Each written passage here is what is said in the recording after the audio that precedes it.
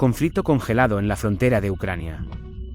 Incluso después de 30 años, Transnistria sigue siendo de jure una parte de Moldavia, y de facto, una zona gris con un estado no reconocido, perspectivas inciertas y tropas rusas no retiradas. ¿Por qué sucedió esto y cuáles son las conclusiones del conflicto para Ucrania? Hablaré de ello hoy. Saludos espectadores, mi nombre es Vladlen Marab y esto es Historia sin mitos, donde hablamos del pasado de Ucrania y el mundo sin adornos. 21. Por favor apóyanos dando me gusta, suscribiéndote. Transnistria es el nombre del territorio a lo largo de la margen izquierda del río Dniester, que durante varios siglos estuvo en la frontera de los mundos cristiano e islámico. La parte norte de Transnistria es Podilla ucraniana. Podilla formó parte del Principado de Galicia-Volinia, la mancomunidad ruso-lituana, Polonia y Hetmanate. Durante un tiempo hubo incluso un regimiento de cosacos de Transnistria, también llamado Regimiento de Maguilev. La parte sur de Transnistria estaba bajo la influencia de la Horda de Oro, el Kanato de Crimea y el Imperio Otomano. En 1792, después del Tratado de Paz de Yassian, que puso fin a otra guerra ruso-turca, Transnistria pasó a formar parte del Imperio ruso, pero la historia cosaca de la región no terminó ahí. Primero, el ejército cosaco del Mar Negro estuvo estacionado aquí, y luego el ejército cosaco de Buza. Después de numerosos trastornos administrativos, Transnistria se dividió entre las provincias de Podilsk y Kherson del Imperio ruso. Luego llegó el año 1917, la revolución, el imperio se derrumbó, Transnistria se convirtió en parte de Ucrania.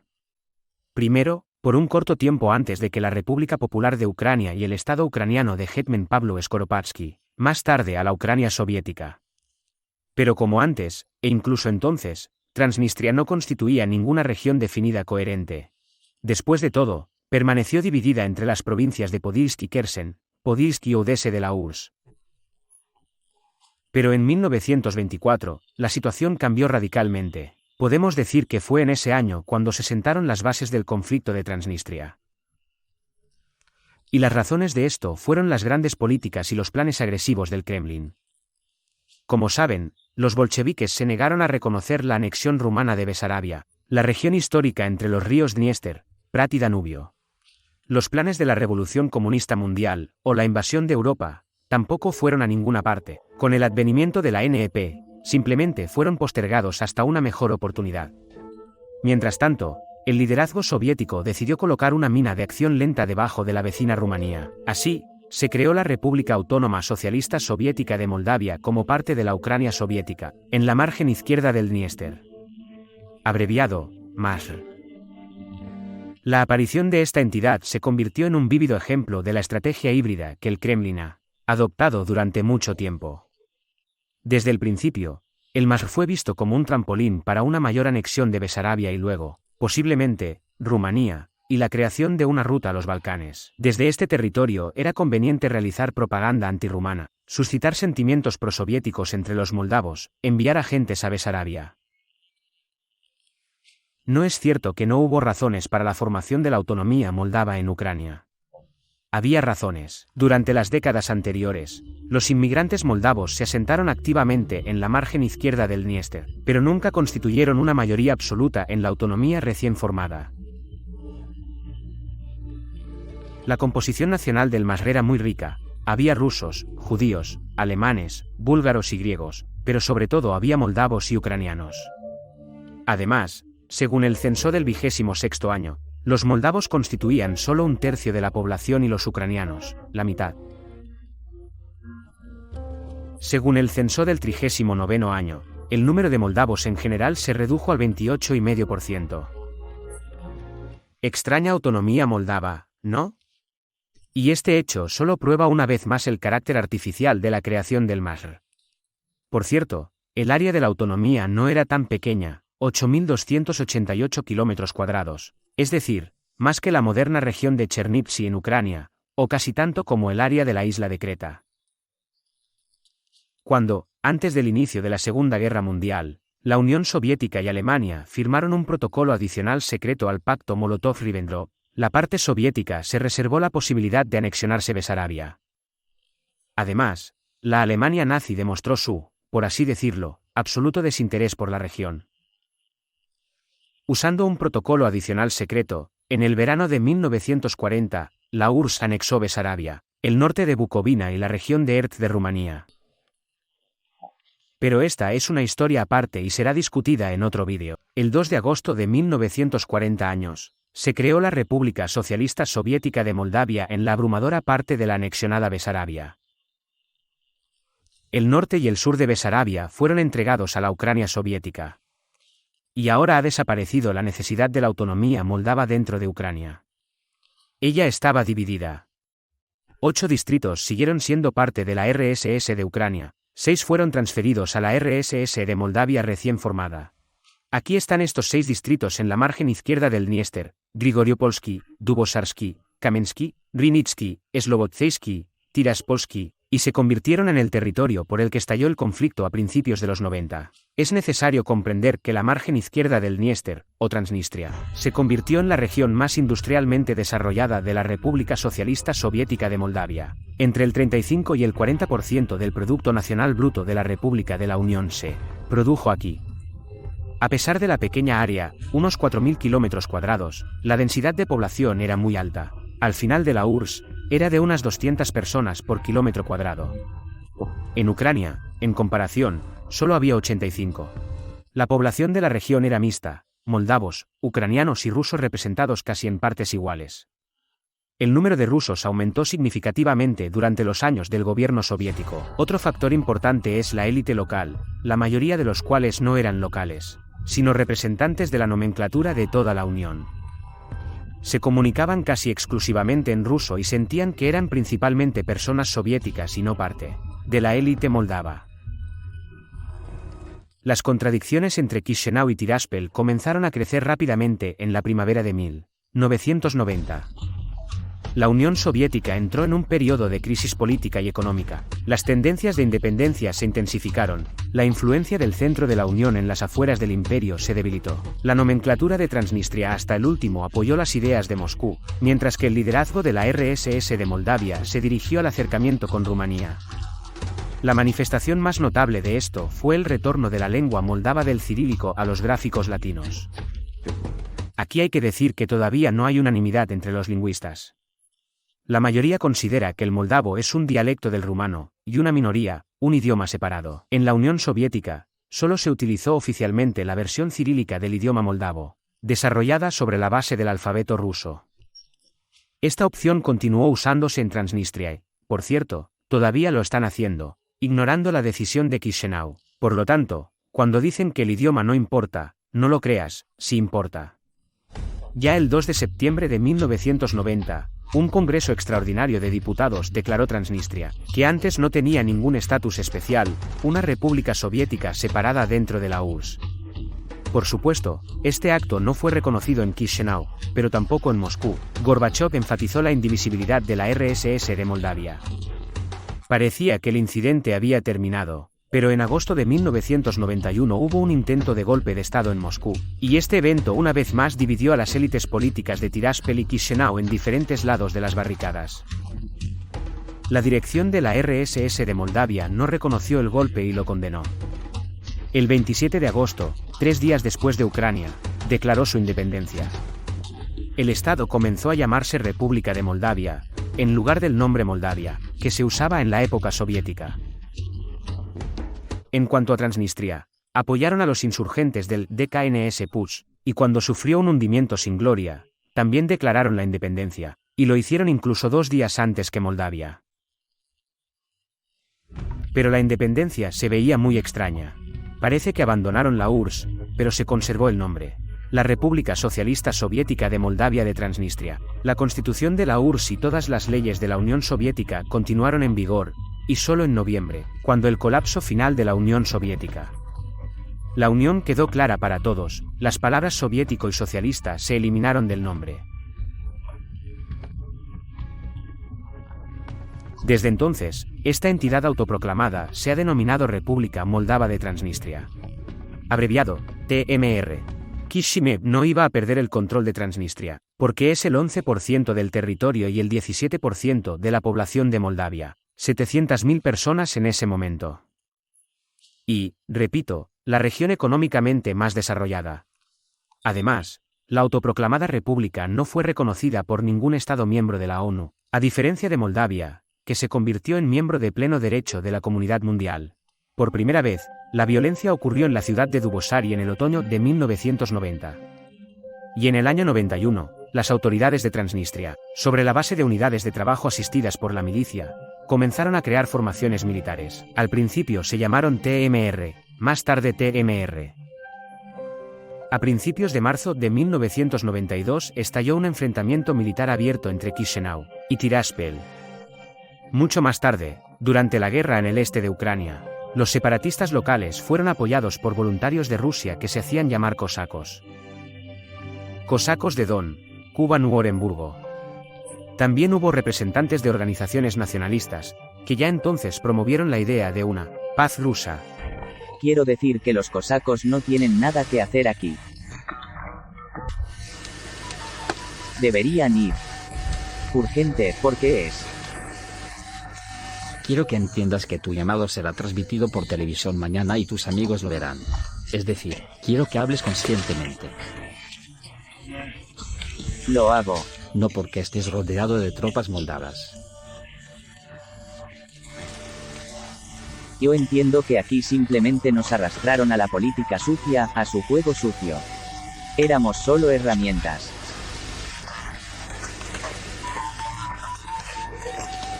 El famoso Yorgekin, alias Strelkov, también luchó por Transnistria, y 22 años después irá a promover el mundo ruso en Crimea ucraniana y Donbass. Sin embargo, el papel principal en el conflicto de Transnistria lo desempeñaron las tropas regulares rusas. Desde 1956, el 14º Ejército de Guardias estuvo estacionado en el territorio de la República Socialista Soviética de Moldavia. En el año 84, su sede se trasladó de Chisinau a Tiraspol, en la orilla izquierda del Dniester. Después del colapso de la URSS, Boris Yeltsin firmó un decreto sobre la transferencia del ejército bajo la jurisdicción de la Federación Rusa. Al estar lejos de las fronteras de Rusia, el ejército, aislado de su estado, se convirtió en una herramienta de la política agresiva de Rusia en la región. Al mismo tiempo, entre los años 91 y 92, hubo cambios estructurales en este ejército, que son importantes para comprender el conflicto de Transnistria. Anteriormente, su personal estaba formado por personas de todas las repúblicas de la Unión. Pero ahora, después del colapso de la URSS, la mayoría prefirió regresar a su patria. En cambio, el ejército se repuso con reclutas, personas de la juventud local de Transnistria. Por supuesto, sus simpatías estaban principalmente del lado de TMR, en lugar de Moldova. Desde el principio, el 14º Ejército tomó una posición formal de neutralidad armada, pero de hecho el apoyo de la TMR suministró a los separatistas locales equipo militar y armas, y con el tiempo incluso algunas unidades del ejército comenzaron a unirse a las fuerzas armadas de TMR. Batallas especialmente feroces en junio-julio. El 92 año tuvo lugar para la ciudad estratégicamente importante de Bendera, que no tiene relación con Stepan Bandera, el gran combinador Ostap Bender y el personaje de Bender con Futura. Esta ciudad no es ajena a la historia de Ucrania. Les recuerdo que en el año 1710 se adoptó aquí la famosa constitución de Filip Orlik. Vindieri es un cruce ferroviario y un gran puerto ubicado en la margen derecha del Dniester. A pesar de esto, los separatistas de la margen izquierda intentaron establecer el control sobre él. Los combates continuaron en las calles de Bender y estuvieron acompañados de numerosos destrozos y bajas entre la población civil, con el apoyo activo del 14º Ejército ruso. Los separatistas de Transnistria lograron expulsar a las fuerzas de seguridad moldavas de las afueras de la ciudad. Durante las batallas por Vindieri, Moldavia usó sus 29 cazas MiG por única vez en la historia, y los pilotos tenían la tarea de bombardear el puente sobre el Dniester y la terminal petrolera cerca de Tiraspol. Los moldavos no lograron destruir el puente, y durante la incursión en la terminal, un MiG-29 fue derribado por un misil del sistema de misiles antiaéreos OSA del 14º Ejército ruso. Cabe señalar que Rumanía, por su parte, brindó apoyo a Moldavia con armas y voluntarios. En muchas publicaciones puede encontrar información de que el separatista de Transnistria incluso logró derribar un avión de transporte militar rumano con un complejo portátil de misiles antiaéreos. Igla. El tirador fue un exteniente del ejército soviético, Ilya Kulik, quien, según la información disponible, murió poco después en Nagorno-Karabaj luchando contra Azerbaiyán. El 27 de junio de 1992, Moscú nombró al mayor general Oleksandr Lebed como comandante del 14º Ejército, otorgándole poderes extremadamente amplios. Lebed se puso abiertamente del lado de los separatistas y ordenó abrir fuego de artillería y morteros contra las posiciones de las fuerzas de seguridad moldavas en la orilla opuesta del Dniester. El ataque se realizó no solo contra posiciones militares, sino también contra bases de recreación de la policía y las fuerzas armadas, lo que provocó importantes pérdidas de personal. La sombra del fascismo cayó sobre esta tierra fértil. Yo creo que el otrora gran país debería saber de esto. Y debería recordar lo que le costó hace 47 años romper la columna vertebral del fascismo. Y el país debe recordar hechos históricos pasados. Y el país debe recordar por qué no se puede permitir que se desarrolle el fascismo. Y el país debe tomar todas las medidas para que los fascistas tomen el lugar que les corresponde en el polo. Por cierto, el destino de Oleksandr Lebed resultó ser trágico. Más tarde, se convirtió en gobernador de la región de Krasnoyarsk en la Federación Rusa e incluso pudo haber tenido ambiciones presidenciales, pero murió en un accidente de helicóptero en 2002. Todavía no está claro si fue un trágico accidente o un asesinato por encargo. Después de eso, Moldavia se vio obligada a aceptar las negociaciones. Por supuesto, Rusia ofreció de inmediato sus servicios de mediación. El presidente de Moldavia, Mircea Snegur, tenía que volar a Moscú y el 21 de julio firmar el acuerdo sobre la solución del conflicto con Boris Yeltsin, mientras también estaba presente el presidente de la autoproclamada TMR, George Smirnov. El contenido principal del acuerdo fue la introducción de tropas rusas de mantenimiento de la paz, que delimitaron las fuerzas de seguridad de Moldavia y Transnistria. En el conflicto de Transnistria, al menos 1.000 personas murieron en ambos lados, incluidos civiles, 4.500 resultaron heridos y 80.000 se convirtieron en refugiados. La orilla izquierda del Dniester y la ciudad de Vindieri con los pueblos adyacentes en la orilla derecha estaban bajo el control de la llamada República Moldava de Transnistria. Y varios asentamientos del distrito de Dubosar en la margen izquierda permanecieron bajo el control de Moldavia. Desde entonces, la Pridnestrovskaya Moldavskaya Respublika no ha sido reconocida por ningún estado del mundo. Solo las mismas formaciones separatistas que surgieron en el espacio postsoviético donde intervino la omnipresente Federación Rusa, estamos hablando de Abjasia, Osetia del Sur y Nagorno-Karabaj. Desde el punto de vista de la comunidad internacional, Transnistria sigue siendo una parte integral de Moldavia, pero de hecho es un caso típico de un conflicto congelado. En un momento, las democracias occidentales no intervinieron en esta historia y dejaron todo en manos del Kremlin. Tenían muchos otros problemas y preocupaciones relacionados con la posibilidad de que las armas nucleares se extendieran por varios estados de la antigua URSS. Así que Moldavia se mantuvo al margen de la gran política.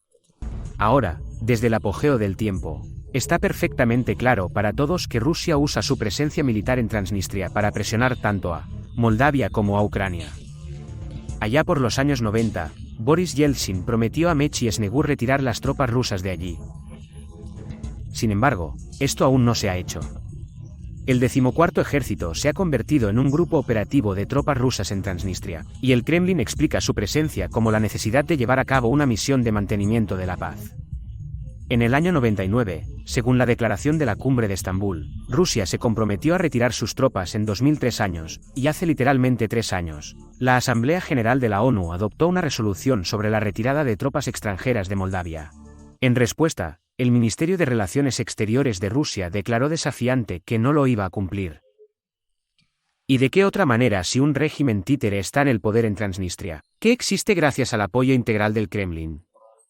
Al mismo tiempo, muchos residentes de la autoproclamada república todavía no tienen ni siquiera una identidad rusa, sino soviética. La bandera y el escudo de TMR copian los símbolos correspondientes de la República Socialista Soviética de Moldavia. Los pasaportes de la URSS todavía están en circulación. Hay monumentos de la era soviética en todas partes y el 7 de noviembre todavía tienen un feriado público serio, el Día de la Revolución de Octubre. Una práctica similar se conservó solo bajo el régimen de Lukashenko en Bielorrusia. Al igual que los llamados DPR y LPR, Transnistria actúa como un factor desestabilizador, una barrera para la integración euroatlántica de Moldavia. Al igual que en el este ocupado de Ucrania, los residentes de Transnistria están recibiendo activamente pasaportes rusos. Y al mismo tiempo, la Federación Rusa busca empujar a Transnistria de regreso a Moldavia, pero solo en sus propios términos. En un momento, se presentaron allí el Plan Primakov y el Plan Kousak, según los cuales, después de la reintegración, los habitantes de Transnistria podrán bloquear cualquier decisión de Chisinau, es decir, se convertirán en un ancla que firmemente unir Moldavia al mundo ruso. Como resultado, todos los años de independencia de Moldavia oscilan como un péndulo entre dos polos. El rumbo proeuropeo cambia a prorruso y viceversa. Y así con casi todos los nuevos presidentes. Por ejemplo, recientemente el prorruso Gjordo Udoum fue el jefe de la República de Moldavia. En febrero de 2020 declaró que Chisinau estaba lista para otorgar a Transnistria una amplia autonomía, para restaurar la unidad del país. Pero ya en diciembre, Maia Sandu se convirtió en la nueva presidenta, partidaria del curso para la integración de Moldavia en la Unión Europea y la OTAN. Se opone firmemente al Plan de Udoum para la federalización de Moldavia, y afirma que la resolución del conflicto es imposible sin la retirada total de las tropas rusas de la región. Así que, como podemos ver, no se vislumbra una solución definitiva al conflicto de Transnistria en un futuro próximo. Entonces, ¿qué conclusiones puede sacar Ucrania de esto? En primer lugar, dondequiera que la Federación de Rusia interviene por medios armados, siempre hay devastación, empobrecimiento, estancamiento en el pasado y total incertidumbre sobre el futuro. Esto está perfectamente probado por los ejemplos de Transnistria, Abjasia, Osetia del Sur, Nagorno-Karabaj, Donbass y Siria. En segundo lugar, es necesario seguir de cerca el desarrollo de la situación en Transnistria, que podría convertirse potencialmente en otro frente de agresión ruso contra Ucrania. En tercer lugar, bajo ninguna circunstancia debemos aceptar la introducción de fuerzas de paz rusas en Donbass. Se convertirán en líderes de la política del Kremlin, pero no en fuerzas de paz. Bueno, a menos que los creadores del mundo ruso. Cuarto, bajo ninguna circunstancia debemos aceptar la reintegración de Donbass en los términos de Rusia y los separatistas. Esta es la colocación de explosivos bajo el Estado ucraniano. En quinto lugar, solo un ejército fuerte, una sociedad ucraniana unida y acciones consolidadas de la comunidad mundial pueden ser un mecanismo eficaz para contrarrestar la agresión rusa. Estimados amigos, no olviden suscribirse a Historias sin mitos y activar la campanita para no perderse nuestros nuevos vídeos, darle me gusta a este número. Gracias por mirar, nos vemos pronto.